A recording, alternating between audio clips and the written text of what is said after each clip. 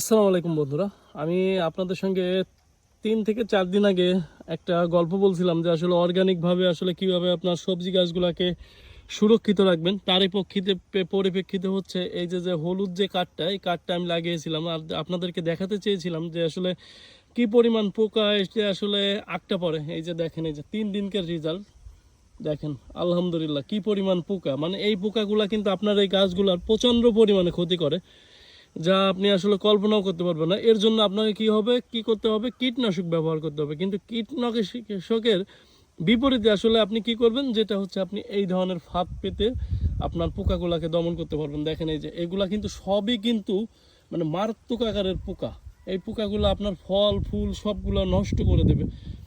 দেখেন এই যে কি পরিমাণ পোকা 3 দিনে মাত্র ধরা পড়ছে। তাহলে আপনারা এই কাজটি করুন, দেখবেন যে আপনার মানে রাসায়নিক ওষুধ ছাড়া আপনার গাছগুলোকে সুস্থ সবল রাখতে পারবেন। আল্লাহ হাফেজ।